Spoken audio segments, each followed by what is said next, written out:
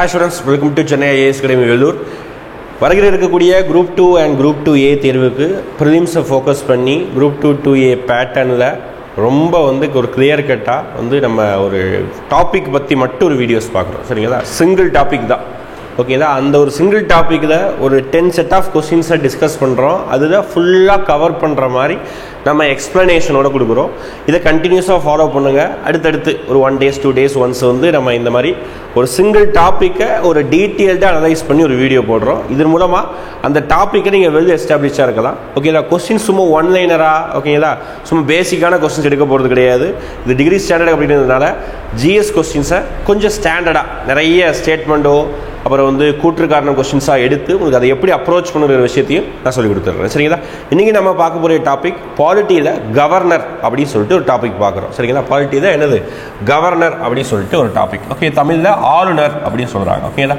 அப்போ இந்த topic first பேசிக்காக இதை பற்றி பார்க்கணும் அப்படின்னா இது நம்மளுடைய கான்ஸ்டியூஷனில் பார்ட் 6 அப்படின்னு இடம்பெற்றிருக்குது. ஓகே, நம்மளுடைய கான்ஸ்டியூஷனில் பகுதி 6ல் பிளேஸ் ஆகிருக்கு. சரிங்களா? கவர்னர் அப்படிங்கிற ஒரு டாபிக். சரிங்களா? அப்போ இதில் ஆர்டிக்கல் பார்த்தீங்கன்னா 153 167 வரைக்கும் கவர்னர் தொடர்பான ஆர்டிகல்ஸ் இருக்குது. ஓகே, இதெல்லாம் பேசிக் பாயிண்ட்ஸு. குரூப் 4 நீங்கள் படிச்சிருப்பீங்க. ஓகேங்களா? பார்ட் 6 மாநில அரசு கண்ட்ரோலில் இருக்கக்கூடியது, ஸ்டேட் கவர்மெண்ட்டு. ஆர்டிக்கல் பொறுத்த வரைக்கும் 153 167 வரைக்கும் ஆர்டிக்கல் இதில் கவர் ஆகுது. ஓகேங்களா? இப்போ எவ்வளோ ஆர்டிகல்ஸ் கவர் ஆகுதுன்னா அது ஒவ்வொருத்தரும் ஒவ்வொரு விஷயம். ஓகேங்களா? இதை தாண்டி ஒரு சில ஆர்டிகல் கவர்னர் ரிலேட்டடாக வரும். ஆனால் கவர்னரை பற்றி பேசக்கூடிய ஆர்டிகல்ஸ்னால் இவ்வளோ தான். ஃபார் எக்ஸாம்பிள் 213 அது கூட ஆர்டிகல்ஸ் கவர்னரை பற்றி தான் கவர்னர் தொடர்பானது தான். கவர்னரை பற்றி மட்டுமே முழு மூச்சாக பேசக்கூடியது இந்த ஆர்டிகல்ஸ். சரிங்களா? அதுக்கப்புறம் இவர் ஆளுநரை நம்ம என்ன சொல்லுவோம்? ஹெட் ஆஃப் ஸ்டேட் அப்படின்னு சொல்லுவோம். ஓகேங்களா? மாநிலத்துடைய ஒரு தலைவர் அப்படின்னு சொல்கிறோம். எப்படி பிரசிடென்ட்டுக்கு பேரலான பவர். ஓகேங்களா? எப்படி மத்திய அரசாங்கத்தில் குடியரசுத் தலைவர் இருக்காரோ அதே மாதிரி இங்கே பிரசிடென்ட்டுக்கு இணையான ஒரு பவரை கூடியவர் தான். எப்படி நம்ம இந்தியா முழுவதும் பிரசிடென்ட் ஒரு பவர் வச்சுருக்காரோ அதே மாதிரி ஒரு மாநிலம் முழுவதும் ஆளுநர் அந்த பவரை வச்சுருப்பார். ஓகே, பேரலல் டு பிரசிடென்ட் அப்படின்னு சொல்கிறாங்க. அதுக்கப்புறம் பார்த்துக்கிட்டிங்கன்னா ஆஃபீஸ் ஆஃப் கவர்னருங்கிற விஷயம் நம்மளுடைய government of India act 1935 provisions இருந்து கூட நம்ம எடுத்துருப்போம். சரிங்களா? இது பேசிக்கான இன்ட்ரடக்ஷன் ஆளுநரை பற்றி. ஓகே, இப்போ தமிழ்நாட்டுடைய ஆளுநர் பார்த்துக்கிட்டிங்கன்னா நிறைய சர்ச்சைக்குரிய நிறைய பாயிண்ட்ஸ் வரும் தமிழ்நாடு ஆளுநர்களை பற்றி பேசும்போது நியூஸில். ஓகேங்களா? ஏன்னா எக்ஸிக்யூட்டிவ்க்கும் அவருக்கும் எடுக்கக்கூடிய ப்ராப்ளம்ஸ் அப்படி. ஓகேங்களா? எனிவே பார்க்கலாம். ஃபர்ஸ்ட் கொஸ்டின் பார்க்கலாமா? ஃபர்ஸ்ட் கொஸ்டின் பாருங்கள், அசஸ் அண்ட் ரீசன் பற்றி இருக்குது. கூற்று காரணம் ரெண்டு தெளிவாக வாசித்து பார்த்துட்டு சொல்லணும். ஓகேங்களா? ஒவ்வொரு மாநிலமும் ஆளுநரின் தலைமையின் கீழ் உள்ளது. ஓகேங்களா? Each state headed by the governor. Okay, இந்த ஸ்டேட்மெண்ட் ஃபஸ்ட்டு கரெக்டாக தப்பான்னு பாருங்கள். Purely correct. ஓகேங்களா? கண்டிப்பாக ஏதாவது ஒரு ஸ்டேட் ஆளுநர் இல்லாமல் இருக்குமா அப்படின்னா கிடையாது. அப்படி கான்ஸ்டியூஷன் அதுக்கு இடமே கிடையாது. ஓகேங்களா? Compulsory each and every state ஒவ்வொரு மாநிலமும் ஒரு ஆளுநர் கண்ட்ரோல் இருக்கணும். சார் அப்படி பார்த்தீங்கன்னா தெலுங்கானாவுக்கு ஒரு சில டைம் தனி ஆளுநர் இல்லாமல் இருந்தாங்களே போன தடவைலாம். ஓகே, போன வருஷம்லாம். அப்படின்னா ஒரு ஆளுநர் ஒன்றுக்கு மேற்பட்ட மாநிலங்களில் பதவி வகிக்கலாம். ஆக்சுவலாக ஒரிஜினலாக கான்ஸ்டியூஷன் எழுதும்போது ஒரு ஆளுநர் ஒரு மாநிலத்தை தான் கண்காணிக்கணும் அப்படின்னு தான் ஒரிஜினல் கான்ஸ்டியூஷன் எழுதப்பட்டது. ஆனால் 7th constitutional amendment act 1956, okay, original நான் சொன்னது தான், ஒரு ஆளுநர் ஒரு மாநிலத்துக்கு தான். ஆனால் நம்ம ஸ்டேட் ரீஆர்கனைசேஷன் ஆக்ட் அப்படின்னு சொல்லிட்டு ஒன்று கொண்டு வந்திருப்பாங்க, மாநில மறுசீரமைப்பு சட்டம். அந்த சட்டத்தினால மாநிலங்களோட எண்ணிக்கை அதிகமாயிடுச்சு. இப்போ மாநிலங்களோட எண்ணிக்கை அதிகமானா உடனே எல்லாத்துக்கும் ஆளுநர் நியமிக்க முடியாது அப்படிங்கிற ஒரு காரணத்தினால அப்போ இருக்கக்கூடிய ஆளுநர்களை அப்படியே இன்னொரு மாநிலத்துக்கு போட்டாங்க. அதுதான் இந்த அமெண்ட்மெண்ட் சொல்லுது. 7th கான்ஸ்டியூஷன் அமெண்ட்மெண்ட் 1956 என்ன சொல்லுது அப்படின்னா ஒரு கவர்னர் ஒன்று அல்லது ஒன்றுக்கு மேற்பட்ட மாநிலங்களில் ஆளுநராக இருக்கலாம். உதாரணம், தமிழ்நாட்டில் ஜெயலலிதாவுடைய இறப்பினர் அடிப்படையில், ஓகே, ஜெயலலிதா அவர்கள் இருக்கும் பொழுது அவங்க இறக்கும் பொழுது தமிழ்நாட்டுடைய ஆளுநர் வித்யாசாகர் ராவ், மகாராஷ்டிராவுடைய ஆளுநரும் அவர் தான். ஓகே, இந்த மாதிரி நடந்திருக்கு. பட்டியல் நிறைய இடத்துல. இப்போ கூட புதுச்சேரிக்கு ஆளுநரும் தமிழ் சவுந்தரராஜன் இருந்தாங்க. ஓகே, போன வருஷம் தெலுங்கானாவுடைய ஆளுநரும் தமிழ் சவுந்தரராஜன் இருந்தாங்க. இருக்கலாம். ஓகே, பாசிபிலிட்டி இருக்குது. நிறைய இடங்கள்ல எக்ஸாம்பிள் சொல்லலாம். ஓகேங்களா? பாலிட்டியே எக்ஸாம்பிளோட படிங்க, அருமையாக படிக்கலாம், ஈஸியாக இருக்கும். ஓகேங்களா? 7th கான்ஸ்டியூஷன் அமெண்ட்மெண்ட் இதுக்கு வழிவகுக்குது. அப்போ ஒவ்வொரு மாநிலமும் ஒரு ஆளுநர் தலைமையின் கீழ் இருக்குது. கரெக்ட். ஓகேவா? தேர்வுக்குழு எனப்படும் தேர்ந்தெடுக்கப்பட்ட சட்டமன்ற உறுப்பினர்களே ஆளுநரை தேர்ந்தெடுக்கின்றனர். ஓகேவா? பாருங்க, the governor is elected by the electoral college consisting of the elected members of the state legislative assembly. அதாவது என்ன சொல்ல வராங்கன்னா எம்எல்ஏஸ் எல்லாம் ஓட்டு போட்டு தான் கவர்னர் வந்து தேர்ந்தெடுக்காங்களாமா அப்படின்னு இந்த ஸ்டேட்மெண்ட் சொல்றாங்க. இந்த ஸ்டேட்மெண்ட் சுத்தமான பொய், அதாவது தவறான ஸ்டேட்மெண்ட் சொல்லிட்டு பச்சையா தெரியுது. எப்படி சார் சொல்றீங்க? மத்திய அரசாங்கத்தில் குடியரசுத் தலைவர் வந்து பிரசிடென்ட் வந்து எம்பிஸ் அண்ட் எம்எல்ஏஸ் ஓட்டு போட்டு தேர்ந்தெடுக்கிறாங்க, கரெக்ட் தான். ஆனால் மாநிலத்தில் எம்எல்ஏஸ் ஓட்டு போட்டாலாம் தேர்ந்தெடுக்கவில்லை. Governor directly appointed by the president of India. Okay, ஞாபகம் வச்சுக்கணும். ஓகே, ஆக்சுவலாக ஒரிஜினலாக கான்ஸ்டியூஷன் எழுதும்போது டிராஃப்ட் கான்ஸ்டியூஷன் எழுதுவாங்கல்ல, டிராஃப்டட் கான்ஸ்டியூஷனில் ஆளுநருக்கு டைரக்டாக எலெக்ஷன் வைக்கலாம் தான் பண்ணியிருந்தாங்க. ஓகே, டைரக்ட் கான்ஸ்டியூஷனில் கவர்னருக்கு எலெக்ஷன் வச்சு தான் தேர்ந்தெடுக்கணும் அப்படின்னு சொல்லிட்டு தான் ப்ரொவிஷனே கொடுத்துருந்தாங்க. ஆனால் நம்மளுடைய கான்ஸ்டியூண்ட் அசம்பிளி, நம்ம அரசியலமைப்பு நிர்ணய சபை என்ன செய்யலாம் அப்படின்னு அதை ஏற்றுக்கல. ஓகேதா, டைரக்ட் எலெக்ஷன் வேணாம்னு சொல்லிட்டாங்க. அதனால சென்ட்ரல் கவர்மெண்ட் இருக்கக்கூடிய பிரசிடென்ட்டே என்ன செய்வார், அப்பாயிண்ட் பண்ணுவார் அப்படின்னு சொன்னாங்க. அப்போ எதனடி இப்படி அப்பாயிண்ட் பண்ணுவாங்கன்னா ஜஸ்ட் ஒரு குவாலிஃபிகேஷன் தான். ஓகேதா, சிட்டிசன் ஆஃப் இந்தியாவாக இருக்கணும், அது எல்லாத்துக்கும் குவாலிஃபிகேஷன் தான். ஏஜ் 35 கம்ப்ளீட்டாக இருக்கணும், முக்கியமானதுப்பா. ஓகே, நிறைய எக்ஸாம்பிள் கேட்டிருக்காங்க. கவர்னருடைய வயது 35 வயதை பூர்த்தியாக இருக்கணும். ஒரு மாநிலத்துடைய கவர்னர் நியமிக்கும் போது அவர் அந்த மாநிலத்தை சேர்ந்தவராக இருக்கக்கூடாது. Okay, outsider of the state அப்படி சொல்லுவாங்க. வெளி மாநிலத்தில் தான் சேர்க்கணும். பாருங்கள், வித்யாசாகர் ராவ், இப்போ இருக்கக்கூடிய RN ரவியாக இருக்கட்டும், அப்புறம் வந்து முதல்லாம் வந்து பல்வாரிலால் அப்படின்னு சொல்லிட்டு ஒருத்தர் வருவார். ஓகேதா, அதுக்கும் முன்னாடி வந்து ரோசையா, ஜெயலலிதா அவருடைய டைமில் ரோசையா கவர்னர் ரொம்ப ஃபேமஸானவர் ரோசையா. அவர் எல்லாருமே வெளி மாநிலத்தை சேர்ந்தவர்கள் தான், வேறு மாநிலத்தை சேர்ந்தவர்கள் தான் இவர்கள் எல்லாருமே. ஒரு ஸ்டேட்டோடைய கவர்னர் அந்த ஸ்டேட்டாக இருக்கக்கூடாது. அதுக்கப்புறம் பொலிட்டிக்கலி அவுட் சைடராக இருக்கணும். ஓகேவா, ஆனால் அது பாசிபிளாக, ப்ராக்டிக்கலாக பாசிபிளான கிடையாது. தமிழிசை சவுந்தரராஜன் தான் டைரெக்டாக எலெக்ஷனில் நம்ம தமிழ்நாடு அரசியலில் பாஜக தலைவராக இருந்தவங்க இப்போ டைரெக்டாக கொண்டு போய் தெலுங்கானாவோட ஆளுநராக போட்டிருந்தாங்க. அதான் பதவி ரிசைன் பண்ணிட்டு போனாலும் அவங்க பொலிட்டிக்கலாக இன்ஃப்ளூயன்ஸ் இருக்கவங்க தான். ஓகேங்களா, அது ஒரு ப்ரொவிஷனாக அந்த ரெண்டு விஷயமும் கஸ்டமர் தான் ஃபாலோ பண்ணுறோம். ஸ்ட்ரிக்டாக ரூல்ஸ் கிடையாது. ஸ்ட்ரிக்டான ரூல்ஸ்னால் சிட்டிசனாக இருக்கணும், 35 வயதுக்கு மேலே இருக்கணும், அவ்வளோதான். ஓகேங்களா, அதெல்லாம் மரபுகள் மீறப்படுவது வழக்கம். சரிங்களா, அப்போ இந்த கொஸ்டினில் இது கரெக்டு, இது தவறு. ஓகேங்களா, அப்படி பார்க்கும்போது ஏ சரி ஆனால் ஆர் தவறு. ஓகேங்களா, ஏ சரி ஆனால் ஆர் தவறு. ஓகேங்களா, முடிஞ்சதா? Answer C. அடுத்து, ஒரு மாநில அரசு சேவை ஆணையத்தின் உறுப்பினர் யாரால், ஒரு மாநில அரசு சேவை ஆணையத்தின் உறுப்பினர் யாரால் நியமிக்க மற்றும் நீக்க முடியும்? ஓகேங்களா, அரசு வேலை ஆணையம். ஓகே, டிஎன்பிசி சொல்கிறோம்ல, தமிழ்நாடு பப்ளிக் சர்வீஸ் கமிஷன். ஓகேங்களா, அதோடைய மெம்பர்ஸை, இந்த இருக்குல்ல ஸ்டேட் பப்ளிக் சர்வீஸ் கமிஷன்ஸோட மெம்பர்ஸை யார் அப்பாயிண்ட் பண்ணுறா, யார் ரிமூவ் பண்ணுறா ரெஸ்பெக்டிவ்லி. ஓகேங்களா, அதாவது எப்படி சென்ட்ரல் கவர்மெண்ட்டில் UPSC, union public service commission ஒரு கமிஷன் இருக்குது, அதுதான் சென்ட்ரல் கவர்மெண்ட் எக்ஸாம் நடத்தக்கூடியது. அப்போ அது இருக்கக்கூடிய சேர்மன் மெம்பர்ஸை யார் தான் நியமிப்பாங்க அப்படின்னா பிரசிடென்ட் தான் நியமிப்பார், பிரசிடென்ட் தான் ரிமூவும் பண்ணுவார். திருப்பி சொல்லிட்டு குடியரசுத் தலைவர் தான் நியமிக்க செய்வார், குடியரசுத் தலைவர் தான் ரிமூவும் பண்ணுவார். அப்போது இப்படி இருக்கையில் அது வந்து சென்ட்ரல் கவர்மெண்ட் பாடி, சென்ட்ரல் கவர்மெண்ட் தான் தலையிடுறாங்க. இங்கே ஸ்டேட் பப்ளிக் சர்வீஸ் கமிஷன். அப்போ லாஜிக்காக பார்த்தா எப்படி சார்? அப்போ நீங்கள் சொன்ன லாஜிக்காக பார்த்தா எப்படி இருக்கும்? கவர்னர் தான் அப்பாயிண்ட் பண்ணுவார், கவர்னர் தான் ரிமூவ் பண்ணுவார். இதுதான் லாஜிக். ஆனால் இங்கே அந்த லாஜிக் கிடையாது. ஓகேதா, ஒரு டைம் லாஜிக் சூட்டபிள் ஆகாது. பாலிட்டியில் நிறைய இடத்துல லாஜிக் மீறப்படும். ஓகேவா, அதுக்கு ஒரு ப்ராக்டிக்கல் எக்ஸாம்பிள் இதுதான். ஓகேங்களா, டிஎன்பிசியுடைய சேர்மன் மெம்பர்ஸை கவர்னர் தான் அப்பாயிண்ட் பண்ணுவார். டிஎன்பிசி நமக்கு ரொம்ப நெருங்கிய பாடி. ஓகே, அது சம்மந்தமாக தான் படிக்கவும் செய்கிறோம். அப்போ அதோடைய மெம்பர்ஸ் அண்ட் சேர்மனை அவர் தான் அப்பாயிண்ட் பண்ணுவார். ஆனால் ரிமூவ் பண்ணுறது யார் தான் ரிமூவ் பண்ணுவாங்கன்னா பிரசிடென்ட் தான் ரிமூவ் பண்ணுவாங்க. இதுதான் எக்ஸப்ஷன் கேட்டகரிஸ். ஓகேங்களா, விதிவிலக்காக இருக்கக்கூடிய ப்ரொவிஷன்ஸ். ஓகேங்களா, அப்போ தமிழ்நாடு பப்ளிக் சர்வீஸ் கமிஷனுடைய chairman appointed by governor, removed by குடியரசுத் தலைவர், அதாவது பிரசிடென்ட். ஓகேவா, Tamil Nadu public service commission, state public service commission பற்றி ஆர்டிகல் 315 ஆர்டிகல் 323 வரைக்கும் பேசுகிறாங்க. ஓகேங்களா, அதே மாதிரி ஜாயிண்ட் பப்ளிக் சர்வீஸ் கமிஷனுங்கிற அமைப்பு இருக்குது. ஒரு சில மாநிலத்துக்கெல்லாம் தனியாக பப்ளிக் சர்வீஸ் கமிஷன் இருக்காது, 2-3 மாநிலம் சேர்ந்து ஒரே பாடியாக இருக்கும், ஒரே ஒரு பப்ளிக் சர்வீஸ் கமிஷனாக இருக்கும். நார்த் ஈஸ்ட் ஸ்டேட்டில் தான் இருக்குது. ஓகேங்களா, ஜாயிண்ட் பப்ளிக் சர்வீஸ் கமிஷன். அதை அப்பாயிண்ட் பண்ணுறதும் ரிமூவ் பண்ணுறதுமே பிரசிடென்ட் தான் பண்ணுவார். சரிங்களா, இங்கே ஓகே. அப்போ இது வந்து ரொம்ப முக்கியமானது தமிழ்நாடு பப்ளிக் சர்வீஸ் கமிஷனில்.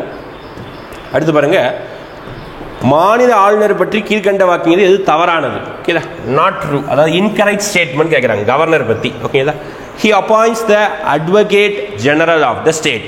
ஓகேதா, he appoints advocate general of the state. யார் sir advocate general of state? State central கவர்மெண்ட்டில் ஏஜிஐன்னு இருப்பார், அட்டார்னி ஜெனரல் ஆஃப் இந்தியா அப்படின்னு ஒருத்தர் இருப்பார். அதாவது மத்திய அரசாங்கத்தோடைய வழக்கறிஞர், கவர்மெண்டோடைய வக்கீல். ஓகேங்களா, இவரும் அதே மாதிரி ஒரு மாநில அரசாங்கத்துடைய வழக்கறிஞர். ஓகே, ஒரு மாநில அரசுக்கு ஒரு வக்கீல் மாதிரி, அட்வொகேட் ஜெனரல் ஆஃப் இந்தியா சொல்லுவாங்க. தமிழ் என்ன சொல்கிறாங்க, மாநில தலைமை வழக்கறிஞர் அப்படின்னு சொல்லுவாங்க. இதெல்லாம் ஒரு உச்சபட்ச போஸ்ட் ஒரு மாநிலத்தில். ஓகே, நல்ல ஒரு பெரிய போஸ்ட்டுப்பா. அப்போது இந்த விஷயத்தை யார் தான் நியமிப்பாங்கன்னா இவரை கவர்னர் தான் நியமிப்பார். ஃபர்ஸ்ட் ஸ்டேட்மெண்ட் சரி. ஓகேங்களா? அடுத்து பாருங்க, மாநில பல்கலைக்கழகங்களின் வேந்தரை நியமிக்கிறார். ஓகே, இது யோசிக்கணும். டக்குன்னு பார்க்கும்போது கரெக்டு தான் அப்படின்னு தோணும். ஆனால் தப்பு. என்ன சார் தப்புன்னு சொல்கிறீங்க அப்படின்னா, he appoints vice chancellor of the university தான். ஓகேங்களா? அதாவது பல்கலைக்கழக வேந்தரை நியமிக்கலை, பல்கலைக்கழகத்துடைய துணைவேந்தரை தான் நியமிக்கிறார். எப்படி? பல்கலைக்கழகத்தோட துணைவேந்தர் அப்படின்னா வைஸ் சான்சலர். எல்லாம் யூனிவர்சிட்டியோட விசின்னு சொல்லுவாங்க. ஓகேவா? எங்கே எப்போ தான் அவரை பார்க்க முடியும்னா, வாழ்க்கையில் ஒரு காலேஜில் படிச்சுன்னா அவரை தான் பார்க்கவே முடியாது. எப்போ பார்ப்பீங்க? பட்டமளிப்பு விழான்னு நடக்கும். அப்போ மட்டும் விசி அப்படி கோட் செட் போட்டு வருவார். ஓகேங்களா? நிறைய பட்டமளிப்பு விழாவில் கவர்னரும் பங்கேற்பார். ரீசெண்டாக கூட திருவள்ளுவர் பல்கலைக்கழகத்துடைய பட்டமளிப்பு விழா நடந்தது. அதில் கவர்னர் பங்கேற்றார். எதுக்கு சம்பந்தமே இல்லாமல் கவர்னர் வந்து பங்கேற்கணும்?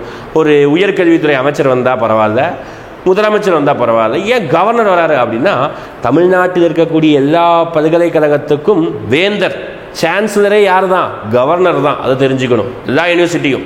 ஓகேவா? 1 2 மட்டும் கிடையாது. எல்லா யூனிவர்சிட்டியும் வேந்தர் சான்சலர் என்பவர் கவர்னராக தான் இருப்பார்.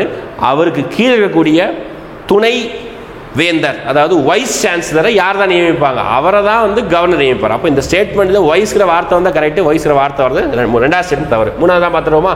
முதலமைச்சரை நியமிக்கிறார். எஸ், ஒவ்வொரு மாநிலத்துடைய சிஎம் வந்து கவர்னர் தான் நியமிப்பார். ஓகேவா? கரெக்டு தான். மாநில தேர்தல் அதிகாரி நியமிக்கிறார். எஸ், உண்மையானது. ஓகேவா? ஒவ்வொரு மாநிலத்துக்கும் எலெக்ஷன் கமிஷனர் இருப்பாங்க. அவர் வந்து யார் தான் நியமிப்பாங்க அப்படின்னு பார்த்தீங்கன்னா கவர்னர் தான் நியமிப்பார். ஆனால் ரிமூவ் பண்ணுறது அவர் கவர்னர் ரிமூவ் பண்ண முடியாது. ஒரு ஹைகோர்ட் ஜட்ஜை ஓகே எப்படி ரிமூவ் பண்ணணுமோ அந்த ப்ராசஸில் தான் ஸ்டேட் எலெக்ஷன் கமிஷனர். ஓகேவா? அதாவது மாநில தேர்தல் ஆணையரை வந்து அதிகாரியை வந்து ரிமூவ் பண்ண முடியும். ஓகேதா? அடுத்து திருப்பி ஒரு அசஸ்டன் ரீசன் கொஸ்டின். ஆளுநர் மாநிலத்தின் தலைமை நிர்வாகி மற்றும் அவர் மத்திய அரசின் முகவராக செயல்படுகிறார் அப்படி சொல்றாங்க. ஓகே, ஒரு ஆளுநர் மாநிலத்தின் தலைமை நிர்வாகியாகவும் அவர் மத்திய அரசின் முகவராகவும் செயல்படுகிறார் அப்படின்னு சொல்றாங்க. ஓகே, என்ன சார் ஒரு மாநிலத்துடைய தலைமை நிர்வாகி? ஆமாம், அது நானே சொல்லிட்டேன். என்ன சொன்னேன்? ஹெட் ஆஃப் ஸ்டேட் அப்படின்னு சொன்னேன். இருக்கா? Chief executive of the state. ஆமாம், அதுதான். ஒரு மாநிலத்துடைய தலைமை நிர்வாகி யார் தான்? எல்லா விஷயமுமே நிர்வாகத்தில் நடக்கூடிய எல்லா விஷயமே கவர்னருடைய பெயரில் தான் நடக்கும். சரிங்களா? அவர் மத்திய அரசாங்கத்துடைய முகவர் சொல்லிவிட்டார். எப்படி மத்திய அரசாங்கத்துக்கு முகம் ஏஜென்ட் சொல்லியிருப்பாங்க பாருங்க. He also act as an agent of the central government. ஏஜென்ட்னா உளவு மாதிரி கிடையாது. ஓகே, உளவுத்துறை மாதிரி கிடையாது. அவங்களுக்கு ஒரு பணியாளராக செய்வாங்க. ஆனால் நிறைய சுப்ரீம் கோர்ட் ஜட்ஜஸ் என்ன மறுத்திருக்குன்னா, கவர்னர் ஒன்றும் சென்ட்ரல் கவர்மெண்டோடைய வேலையாள் கிடையாது அப்படின்னு சொல்லிட்டு சுப்ரீம் கோர்ட்டே ஒரு சில இடங்களில் காட்டமாக தெரிவிச்சிருக்குது. எனிவே கான்ஸ்டியூஷன் ஒரு சில ப்ரொவிஷன் எப்படி பேசுது? Agent of the central government அப்படி தான் பேசுது. ஓகே, அப்போ ஃபஸ்ட்டு கூற்று வந்து சரி. The office of governor has a dual role அப்படின்னு சொல்கிறாங்க. ஆளுநர் பதவி இரட்டை பணிகளை கொண்டுள்ளது. ஆமாம், மேலே சொன்னாங்கல்ல, அதோடைய விளக்கம் தான் இது. ஆமாம், ஒவ்வொரு ஆளுநருக்கும் 2 பணி உண்டு. ஒன்று அந்த இடத்துல அந்த ஸ்டேட்டோடைய நிர்வாகத்தை பண்ணுறது, இன்னொன்று சென்ட்ரல் கவர்மெண்ட்டுக்கு ஏஜெண்டாக இருக்கிறது. இதில் நிர்வாகம் பண்ணுறது கிளாரிஃபையாக இருக்கும். ஆனால் சென்ட்ரல் கவர்மெண்ட்டில் இருக்கக்கூடிய ஏஜெண்டாக செயல்படுது. அதுக்கு ஒரு பெஸ்ட் எக்ஸாம்பிள் சொல்கிறேன் பாருங்களேன். ஆர்டிக்கல் 356 கேள்விப்பட்டிருப்பீங்க. ஓகேங்களா? எல்லாரும் கேள்விப்பட்ட ஈஸியான ஆர்டிக்கல் தான். ஆர்டிக்கல் 356 எதுக்காக அப்படின்னா பிரசிடென்ட் ரூல் அப்படியே சொல்லுவாங்க. மாநில அரசாங்கத்தை கலைத்து விட்டு குடியரசுத் தலைவருடைய ஆட்சியை கொண்டு வருதல். அதுதான் வந்து பார்த்தீங்கன்னா ஆர்டிகல் 356. அப்போ இதில் வந்து யாரு தான் அந்த குடியரசுத் தலைவர் ஆட்சியை அமைப்பதற்கு யாரு தான் அட்வைஸை கொடுப்பாங்கன்னா கவர்னர் தான் பரிந்துரையை கொடுப்பார். மேபி குடியரசுத் தலைவர் ஆட்சி வந்துட்டுனா மாநிலத்துடைய சட்டமன்றம் டெம்பரவரியாக சஸ்பெண்ட் செய்யப்படும். அப்படி இல்லை என்றால் முழுவதுமாக கலைக்கப்படும். தமிழ்நாட்டில் தான் கலைஞருடைய பீரியடிலையும் எம்ஜிஆருடைய பீரியடிலும் ஏகப்பட்ட தடவை மாநில சட்டமன்றம் கலைப்பு நடந்திருக்கு. ஜெயலலிதா நடந்திருக்குது. ஓகேங்களா? இதெல்லாம் வந்து அந்த காலத்தில் மத்திய அரசாங்கம் வந்து அவங்க கேட்டிருக்கக்கூடிய பவரை வந்து ஒரு கேம் மாதிரி ப்ளே பண்ணுவாங்க. ஓகேங்களா? அந்த டைமில் கவர்னருடைய ரோல் தான் ரொம்ப முக்கியம். ஓகேங்களா? மேபி பிரசிடென்ட் ரூல் ஒரு மாநிலத்தில் வந்துடுச்சுன்னா இப்போ சிஎம் தான் கிடையாது, மினிஸ்டர்ஸ் எல்லாம் கிடையாது. ஓகே, எம்எல்ஏலாம் பதவி ஒன்றும் கிடையாது. எல்லாம் சும்மா உட்காந்துருக்க வேண்டியது. அப்போ மொத்த நிர்வாகத்தை யார் தான் பார்த்துக்குவா? ஒத்தாது யாரை தான் பார்த்துக்குவா அப்படின்னு பார்த்தீங்கன்னா நம்மளுடைய கவர்னர் தான் பார்த்துக்குவார். ஓகே, அப்போ கவர்னருக்கு தான் மொத்த பவர் வருது. அப்போது இந்த இடத்துல கவர்னர் சொல்லி தான் பிரசிடென்ட் ரூலும் போடுறாங்க. கவர்னர் தான் அந்த மொத்த நிர்வாகத்தையும் பார்த்துக்கிறாரு. அங்கே தான் டூயல் ரோல், அந்த அர்த்தம் புரியுதா? இரட்டை பணிங்கிற அர்த்தம். ஓகே, மத்திய அரசாங்கத்தின் முகவராகவும் இருக்கிறாரு, தலைமை நிர்வாகியாகவும் இருக்கிறார். ஓகேவா? அப்போது யோசிச்சு பாருங்க. அப்போது ரெண்டு ஸ்டேட்மெண்ட்டும் சரி, இதுக்கு இது சரியான விளக்கம். ஓகேவா? அதுதான் ஆன்சராக இருக்கும். சரிங்களா? both A and R are correct. ஓகேங்களா? directly explain it. ஓகேங்களா? அடுத்த கொஸ்டின் போலாமா? அடுத்த கொஸ்டின், அஞ்சாவது கொஸ்டின் பாருங்க. ரெண்டுமே ஸ்டேட்மெண்ட். ஆளுநர் நீக்கம் தொடர்பான காரணங்களை அரசியலமைப்பு வழங்கியுள்ளது அப்படி சொல்றாங்க. அதாவது the constitution provided for the grounds of removal of the governor. என்னைக்காவது நீ நியூஸில், ஓகேவா, பொலிட்டிக்கல் நியூஸை தான் நல்ல விறுவிறுப்பாக பாருங்கள். அப்போ தான் பாலிட்டி படிப்பதற்கு அவ்வளவு இன்ட்ரெஸ்டாக இருக்கும். ஓகேங்களா? பொலிட்டிக்கல் நியூஸ் நீங்கள் பார்க்க அரசியல் மீது ஒரு ஆர்வம் வரும். இந்த ஆர்வம் ஒரு பாலிட்டி பக்கத்தில் ஒரு ஈர்ப்பாக கொண்டு போகும். ஓகே, அதனால தான் பொலிட்டிக்கல் நியூஸை கவனி, சும்மாவாவது நியூஸை பாரு சாப்பிடும்போது அப்படிங்கிறது சொல்கிற காரணம் என்னென்னா அரசியல். அதுதான். ஓகே, அப்போது நீ என்னைக்காவது எம்எல்ஏக்கள் தகுதி நீக்கம் செய்யப்பட்டதை கேள்விப்பட்டிருப்ப, சிஎம் உடைய பதவியை கீழே இறக்கி விட்டு கேள்விப்பட்டிருப்ப. ஓகேங்களா? ஃபார் எக்ஸாம்பிள் மகாராஷ்டிராவில் மிகப்பெரிய கட்சி சிவசேனா கட்சின்னு ஒரு கட்சி இருந்தது. அந்த கட்சியே இல்லாமல் ஆக்கி விட்டு அந்த கட்சியிலிருந்து பிரிஞ்சு வந்து இன்னொருத்தர சிஎம் ஆக்கி விட்டுருக்காங்க. அப்போ சிஎம் பதவி போயிருக்கு. தமிழ்நாட்டில் ஜெயலலிதா இறப்புக்கு பின்பு எடப்பாடி அணி, ஓபிஎஸ் அணி, இபிஎஸ் ஓபிஎஸ் தனியாக பிரியும் பொழுது 18 எம்எல்ஏக்களுடைய பதவி பறிக்கப்பட்டது, நடந்திருக்கு. ஓகேதா? எம்எல்ஏக்களுடைய பதவி பறிக்கப்பட்டிருக்கு, சிஎம் உடைய பதவி பறிக்கப்பட்டிருக்குது. ஜட்ஜஸ் ரிமூவ் பண்ணலாம், ஹைகோர்ட் ஜட்ஜை ரிமூவ் பண்ணலாம், எல்லாரையும் ரிமூவ் பண்ணிக்கலாம். பட் கவர்னரை ரிமூவ் பண்ணுறதுக்கு நமக்கு கிரவுண்டு அப்படிங்கிற விஷயம் கிடையாது. ஓகேங்களா? அதுக்கு ஒரு சாத்தியமே கிடையாது. கான்ஸ்டியூஷனில் எங்கேயுமே எழுதி வைக்கல. ஓகேவா? அப்போ எப்படி தான் சார் கவர்னர் ஏதாவது தப்பு பண்ணால் என்ன செய்யுது? சும்மா இருக்க முடியுமா? வேடிக்கைப்பட்டிருக்க முடியுமா? அப்போ தமிழ்நாட்டில் கவர்னர் தப்பு பண்ணிட்டே இருக்காரு, ஒழுங்காக வேலை செய்ய மாட்டேங்கிறாரு. ஓகேவா? எந்த இது பண்ணாலும் பண்ணுறாரு. அப்போ என்ன செய்யணும்? டைரக்டாக அதுக்கு தகுதி யார் தான் இருக்கிறாங்க அப்படின்னா, ஆக்சுவலாக என்ன சொல்லுவாங்கன்னா, கவர்னர் போஸ்ட் அப்படின்றதை வந்து ப்ளஷர் ஆஃப் பிரசிடென்ட் அப்படி சொல்லுவாங்க. ஓகே, குடியரசுத் தலைவருடைய விருப்பத்தின் பெயரில் தான் கவர்னரே இருப்பார். ஓகே, அதனால கவர்னர்ங்கிற பதவி குடியரசுத் தலைவருடைய பகுதிக்கு டைரக்டாக ப்ரொபோஷனலாக போயிடும். ஓகே, கவர்னர் பதவி குடியரசுத் தலைவருடைய பதவிக்கு டைரக்டாக ப்ரொபோஷனலாக போயிடும். அதனால கவர்னர் ரிமூவ் பண்ண முடியாது. குடியரசுத் தலைவர் நினைச்சா திடீர்னு கூட ரிமூவ் பண்ணலாம். ஓகேவா?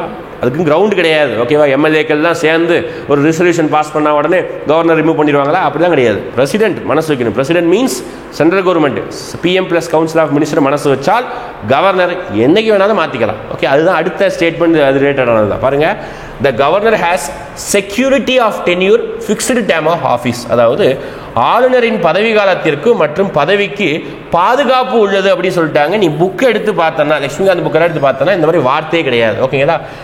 Governor has no security tenure and no fixed term of office. அதாவது ஆளுநரின் பதவி காலத்திற்கும் ஆளுநருடைய பதவிக்கும் பாதுகாப்பு கிடையாது. அவர்கள் எப்போ வேணாலும் பிரசிடென்டால் நீக்கம் செய்யப்படலாம். ஓகே, எந்த நிமிடத்தில் வேணாலும், எந்த நாள் கிடையாது, எந்த நிமிடத்தில் வேணாலும் நீக்கம் செய்யலாம். அதுக்கு நான் இன்னொரு எக்ஸாம்பிள் சொல்றேன். நம்ம எப்பவுமே என்ன நினைப்போம், கவர்னர்ங்கிறது வந்து 5 வருஷம். ஓகேவா? 5 வருஷம் தான் சார் அவங்களுடைய டென்யூர் அப்படின்னு நினைப்போம். உண்மையாகவே 5 வருஷம் தான் கிடையாது. ஓகேவா? பேருக்கு தான் 5 வருஷம். ஃபார் எக்ஸாம்பிள் நம்ம ஊர் லைவ் எக்ஸாம்பிள், தமிழ்நாட்டில் ஜெயலலிதா அவர்கள் இருக்கும்போது ரோசையா அப்படின்னு சொல்லிட்டு ஒருத்தர் கவர்னராக இருப்பார். ஓகேங்களா? அப்படி கவர்னர் இருக்கும்போது அவருடைய பதவி காலம் முடிஞ்சவருக்கு அப்புறம் கூட சென்ட்ரல் கவர்மெண்ட் வந்து அடுத்த ஆளுநரை வந்து நியமிப்பதற்கு எந்த ஒரு இசைவும் காமிக்கவே இல்லை. அப்போ வந்து ஜெயலலிதா வந்து ரொம்ப ஸ்ட்ராங்காக இருந்தாங்க. ஓகேவா? கர்நாடகா மாநிலத்திலிருந்து யாருமே தமிழ்நாட்டுக்கு ஆளுநராக வரக்கூடாது. ஒன்று வேற ஏதாவது மாநிலத்திலிருந்து வேற கவர்னரை போடுங்க, அப்படி இல்லைன்னா ரோசையா அவர்களை கண்டினியூ பண்ண விடுங்க அப்படின்னு சொல்லி டைரக்டாக ஜெயலலிதா வந்து அந்த டைமில் வந்து பிரைம் மினிஸ்டர் மோடி இருக்கும்போதே வந்து அவங்களுக்கு லெட்டர் அனுப்புனாங்க. ஏன்னா அந்த டைமில் கர்நாடகாவுக்கும் தமிழ்நாட்டுக்கும் அந்த காவிரி இஷ்யூ போயிட்டு இருந்தது. அதனால் கர்நாடகத்தாவுடைய ஒரு மனிதர், ஒரு நபர் எங்களுக்கு ஆளுநராக வேணாம் சொன்னாங்க. அதனால தான் ரோசையாவை கொஞ்ச நாள் கண்டினியூ பண்ண வச்சுட்டு வித்யாசாகர் ராவ் எங்கே இருந்தார், மகாராஷ்டிராவில் இருந்தார், அவரை தூக்கிட்டு வந்து கவர்னராக போட்டு வச்சார். அதுக்கப்புறம் அப்படியே வந்து பாலிடிக்ஸ் போயிட்டு இருந்தது. அப்போது லைவ் எக்ஸாம்பிள் 5 வருஷங்கிறது தான் டென்யூர், பேருக்கு தான் டென்யூர்.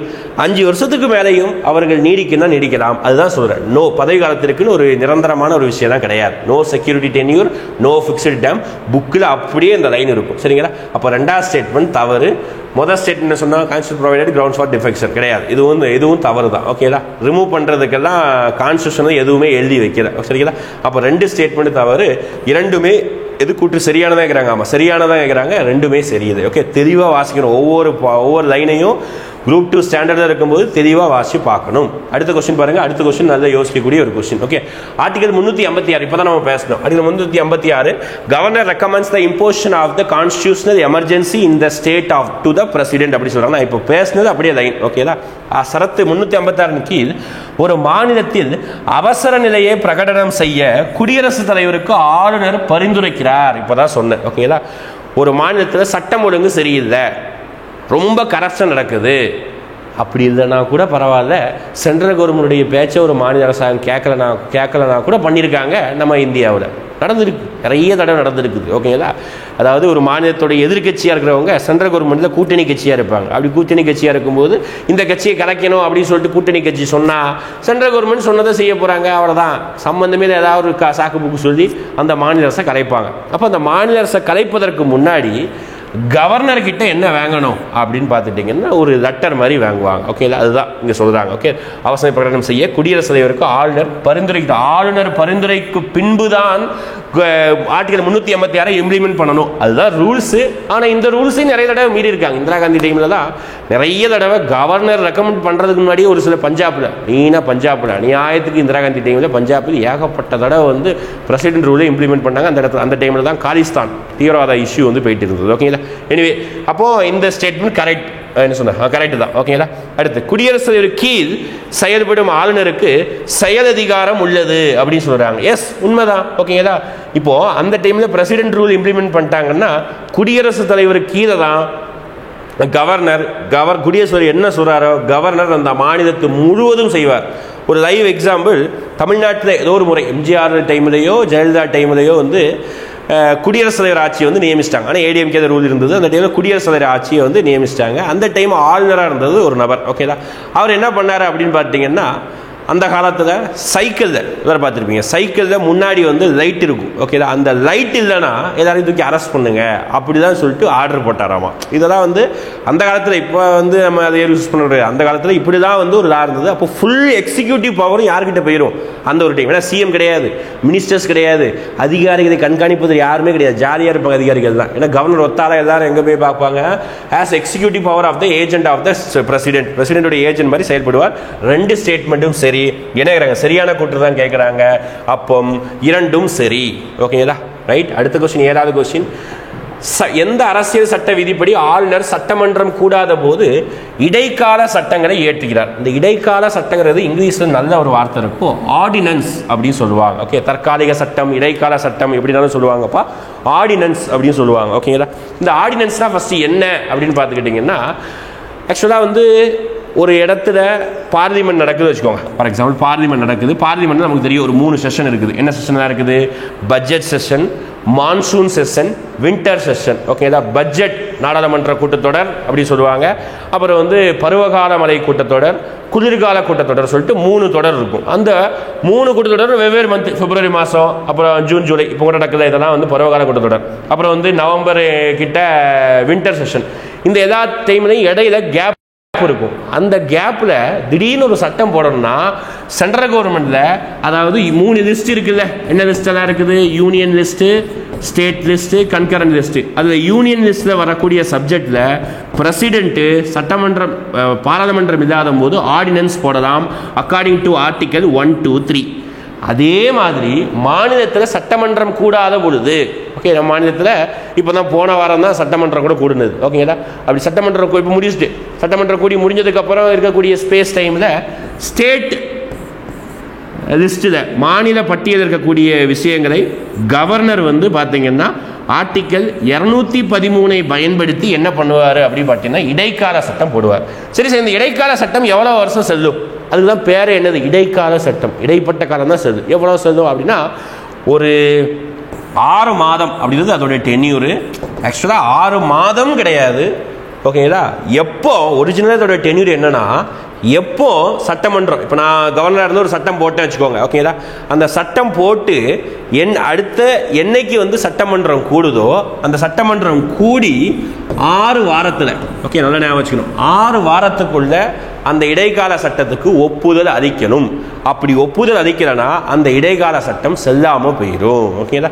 மேக்சிமம் இடைக்கால சட்டம் வந்து CM plus council of minister என்ன சொல்கிறாங்களோ அதுதான் கவர்னர் வந்து இடைக்கால சட்டமாக போடுவார். அதை சொன்னதுனால இடைக்கால சட்டம் போட்டதுனால உடனே நம்மளுடைய லெஜிஸ்லேட்டிவ் அசம்பிளி கூடும் பொழுது அந்த சட்டத்தை எம்எல்ஏக்கள் தான் ஏற்றுக்குவாங்க. இதுதான் மரபு. ஓகேங்களா? ஆனால் நம்ம பொதுவாக என்ன படிச்சிருப்போம், 6 மாதம் இந்த சட்டம் செல்லும், 6 மாதம் செல்லும் படிச்சிருப்போம். உண்மையாக 6 மாதம் கிடையாது. ஓகேங்களா? சட்டமன்றம் எப்போ கூடுதோ அதிலிருந்து ஒரு 6 வாரம். ஓகே, 6 மாதம் நம்ம ஏன் படிக்கிறோம் அப்படி பார்த்தீங்கன்னா சட்டமன்றம் கூடுவதற்கான அந்த கேப்பை தான் 6 மாதம் படிக்கிறோம். சரிங்களா? மேபி 6 வாரம் தாண்டிடுச்சுன்னா அந்த பில்லு செல்லாமல் கூட போயிடும். ஓகேங்களா? இப்போ அடுத்த கொஸ்டின் பாருங்க. அடுத்த கொஸ்டின் பார்த்தீங்கன்னா ஆர்டிகல்ஸ் பற்றி கொஸ்டின். ஓகேங்களா? இது வந்து ஒரு சின்ன சேஞ்சு. இது வந்து ஆர்டிகல்ஸ் 164 163 பிரிண்டிங் மிஸ்டேக்கு. சரிங்களா? 163ங்கிற ஆர்டிகல் தான் படிச்சுக்கோம். ஓகேங்களா? அப்போ ஆர்டிகல் 163 164 166 167 நான் சொல்லியிருந்தேன். ஆர்டிகல் 153 167 வரைக்கும் ஆர்டிகல் படிக்கணும். இதெல்லாம் அது தொடர்பான ஆர்டிகல் படிக்கணும். ஓகேங்களா? இப்போ ஆர்டிகல்ஸை பொறுத்த வரைக்கும் பிரசிடென்ட்டும் கவர்னர் பதவி அப்படி 2 பதவியும் பேரலான பதவி அப்படின்னு நான் சொல்லிட்டேன். ஃபர்ஸ்டே சொல்லிட்டேன். குடியரசுத் தலைவரும் ஆளுநரும் பேரலான பதவி. அப்போ இவங்க 2 பேருக்கு கிடைக்கக்கூடிய அதிகாரங்கள் பார்த்துக்கிட்டிங்கன்னா ஒரு மேஜிக் நம்பரால் டிட்டர்மைன் பண்ணப்படுகிறது. அதுதான் பார்த்தீங்கன்னா 89. இங்கே ஒரு விஷயத்த பேசுகிறாங்கன்னா அதே விஷயத்த கவர்னர் இடத்துலையும் பேசுவாங்க.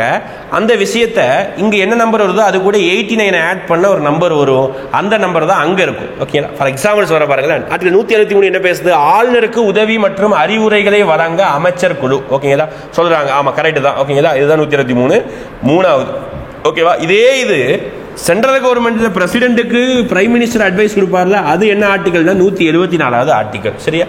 ஆர்டிகல் 164 என்ன பேசுது அப்படின்னு பார்த்தீங்கன்னா அமைச்சர்களுக்கான மற்ற விதிகள், கவுன்சில் ஆஃப் மினிஸ்டர்ஸுக்கு என்ன ரூல்ஸ் இருக்கோ அதுதான். ஓகேலா? யார் அப்பாயிண்ட் பண்ணுவா என்ன இதெல்லாம் பேசுவாங்க. ஓகேலா? 164 இதுக்கு 3 இதுக்கு வந்து 4. அடுத்து பார்த்தீங்கன்னா 166 முதலமைச்சரின் கடமைகளையும் ஆளுநருடைய உரிமைகளை பற்றி பேசுது. 166 167 பார்த்தீங்கன்னா மீதி ஒன்று இருக்குது, ஒரு மாநில அரசு நிர்வாக நடவடிக்கை பற்றி பேசுது. அப்போ 3421 ஆப்ஷன் பி. சரிங்களா? நீ 3 மேட்ச் பண்ணாலே 2 ஆப்ஷன் தான் இருக்குது, மீதி 2 ஆப்ஷன் அடிச்சிடலாம். சரிங்களா? அப்போது ஆர்டிகல்ஸை பொறுத்த வரைக்கும் எல்லா ஆர்டிகல்ஸையும் கவர்னர் சம்மந்தமாக படிச்சுக்கோங்க. கவர்னர் சம்மந்தமாக நிறைய டிஎன்பிசி எக்ஸாம் நிறைய கேட்டிருக்காங்க. ஓகேங்களா? அடுத்து 9வது கொஸ்டின். ஒரு யூனியன் பிரதேசத்தில் முதல்வர் மற்றும் ஆளுநர் துணைநிலை ஆளுநரால் நியமிக்கப்படுகிறார் அப்படின்னு சொல்கிறாங்க.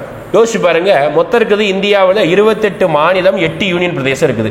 8 யூனியன் பிரதேசங்கள் இன்னைக்கு டேட்டில் 3 யூனியன் பிரதேசத்துக்கு மட்டும்தான் சிஎம் இருக்கக்கூடிய அதிகாரத்தை கொடுத்துருக்காங்க. பாண்டிச்சேரி, டெல்லி, ஜம்மு காஷ்மீர், இந்த 3 ஸ்டேட்டில் மட்டும்தான், 3 யூனியன் டேட்டில் மட்டும்தான்.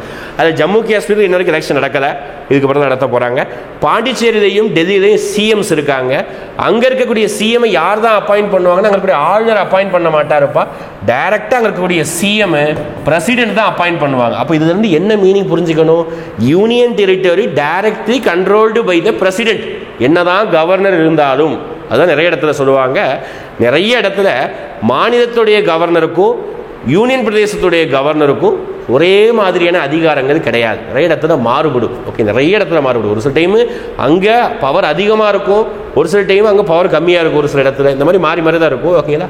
அதுதான் யூனியன் பிரதேசத்தில் ஆளுநருக்கு பவர் கிடையாது, பிரசிடென்ட் தான் வந்து முதல்வரை வந்து நியமிப்பார். ஓகே, நியமிக்கப்படுகிறார். இதெல்லாம் வித்தியாசமானது. டெக்னிக்கலாக உங்களை லூப் ஹோல் மாதிரி உங்களை மாட்டி விடும். இந்த மாதிரி இதெல்லாம் கொஸ்டின் தான் தப்பு. ஆளுநரின் விருப்பத்தின் பெயரில் மாநில அமைச்சர்கள் பதவி வைக்கிறார்கள். யூனியன் பிரதேச கிடையாதுப்பா, மாநில அமைச்சர்கள் பதவி வைக்கிறார்கள் அப்படின்னு சொல்கிறாங்க. இந்த ஸ்டேட்மெண்ட் கரெக்டு தான்.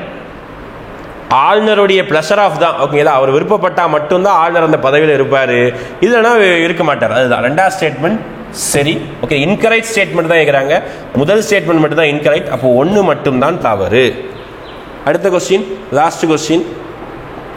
பின்வரும் எந்த சரத்து ஆளுநரின் விருப்பத்தின் பேரில் அமைச்சர்கள் பதவி வகிப்பார்கள் என்ற ஒரு ஆர்டிகலை சொல்லுது அப்படின்னா ஆர்டிகல் 164. ஓகேங்களா? நம்ம இப்போ தான் பேசணும்.